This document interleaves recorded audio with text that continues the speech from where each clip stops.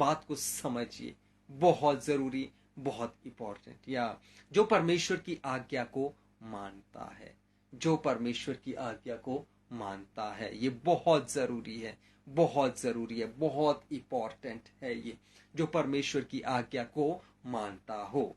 या उत्पत्ति उसका 22 1 से लेकर 19 तक आप खुद इसको पढ़ सकते हैं, लेकिन मैं 1 से 3 वचन तक यहाँ पर डाला हूं ताकि आपको यहाँ पर समझा सकूं। वैसे आपने इस कहानी को अच्छे से पढ़ा होगा।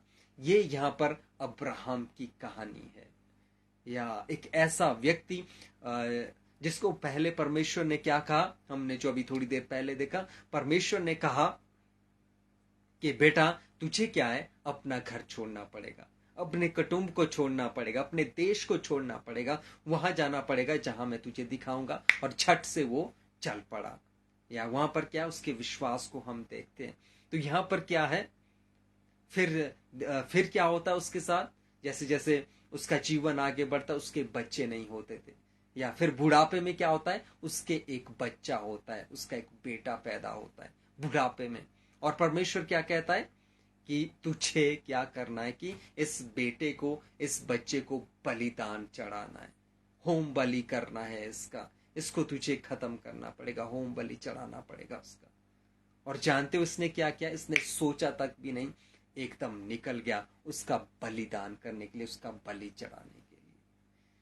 कैसा विश्वास इस व्यक्ति का। मैं अपने आप से और आपसे भी ये कहना चाहूंगा, अगर कोई ऐसा कहे कि आपको अपने बच्चे को बलिदान करना पड़े, तो आप कितनी बार सोचोगे। हम सोच ही नहीं सकते कि बच्चे भी बलिदान हो।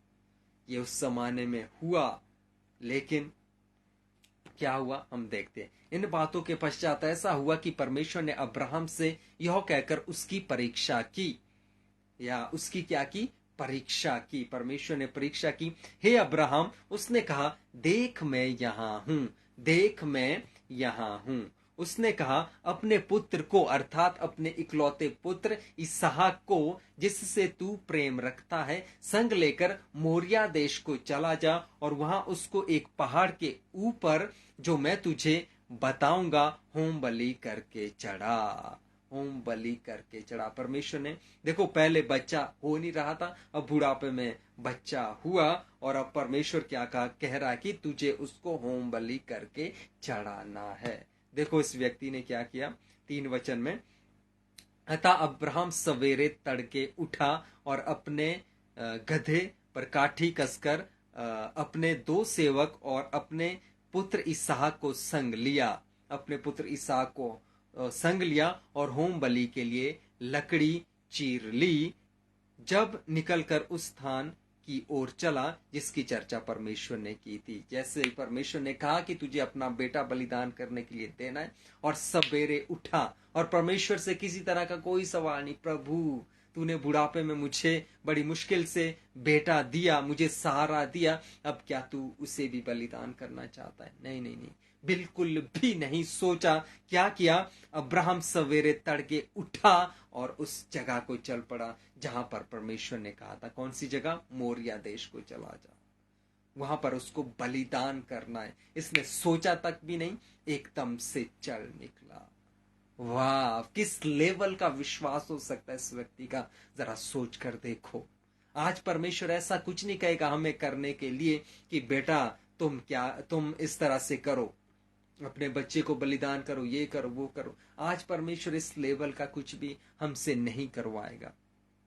देखो उस समय परमेश्वर ने जो आज्ञा दी अब्राहम को, उसने तुरंत उसको माना, और तुरंत उसने उसको किया, तुरंत उसने उसको किया। मतलब आज्ञा को माना और आज्ञाकारी बना। ये आगे आगे बढ़ते हैं। और परमेश्वर की आज्ञा आज हमारे और आपके लिए भी, हमारे और आपके लिए भी, परमेश्वर की आज्ञा आज हमारे और आपके लिए भी। समझिए इसको, आपने बहुत बार पढ़ा होगा इसको, मत्ती 28:19 का 20, मत्ती 28:19 का 20। या इसीलिए तुम जाओ, सब जातियों के लोगों को चेला बनाओ, और उन्हें पिता और पुत्र और पवित्र आत्मा के नाम से बपतिस्मा दो। या आपने बहुत बार इसको सुना होगा। और उन्हें सब बातें जो मैंने तुम्हें आज्ञा दी है मानना सिखाओ, और देखो मैं जगत के अंत तक सदा तुम्हारे संग हूं। जगत के अंत तक सदा तुम्हारे संग हूं।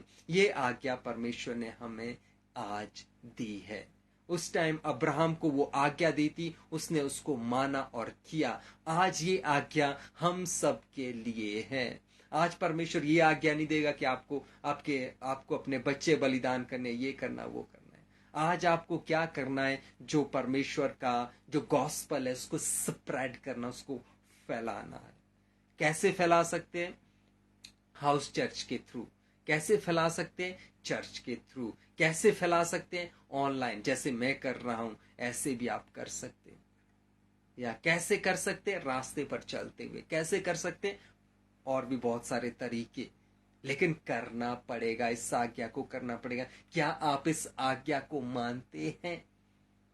या क्या आप इस आज्ञा को मानते? सबसे बड़ा सवाल, जिस किसी तक ये वीडियो, ये बातें पहुंचेगी, क्या आप इस आज्ञा को मानते हैं? या अगर मानते हैं तो प्रेज गॉड, अगर नहीं मानते तो मानना पड़ेगा। तो मानना पड़ेगा और करना पड़ेगा। नहीं तो क्या होगा? इसको पढ़ लीजिए। क्या आप ऐसा कर रहे हैं? क्या आप इस आज्ञा को मान रहे हैं? अगर कर रहे हैं तो फिर धर्मी कहलाने के लायक हो। अगर आप इस आज्ञा को मान रहे हैं तो आप धर्मी कहलाने के लायक हो। अगर आप नहीं कर रहे, बहुतों को बुरा लगेगा, तो आप धर्मी कहलाने के लायक नहीं है। या आप फिर धर्मी कहलाने के लायक बिल्कुल भी नहीं है। कैसा लगा आपको? कैसा लगा आपको? अपनी प्रतिक्रियाएं जरूर दें। ये आपको करना पड़ेगा, ये मुझको और आपको करना पड़ेगा। ये आज्ञा है परमेश्वर की। मैंने 5th पॉइंट कौन सा रखा था, इसको देख लीजिए। जो परमेश्वर की आज्ञा को मानता है, जो परमेश्वर की आज्ञा को मानता है, वो धर्मी जन कहलाने के लायक है। तो यहां पर हमने देखा मत्ती 28, 19 और 20। क्या आप इस आज्ञा को मानते हैं? क्या आप इसको कर रहे हैं? अगर कर रहे हैं, आपको सल्यूट है। अगर नहीं कर रहे तो फिर आप टाइम पास कर रहे हैं, फिर आप धर्मी जन कहलाने के लायक नहीं है। या अब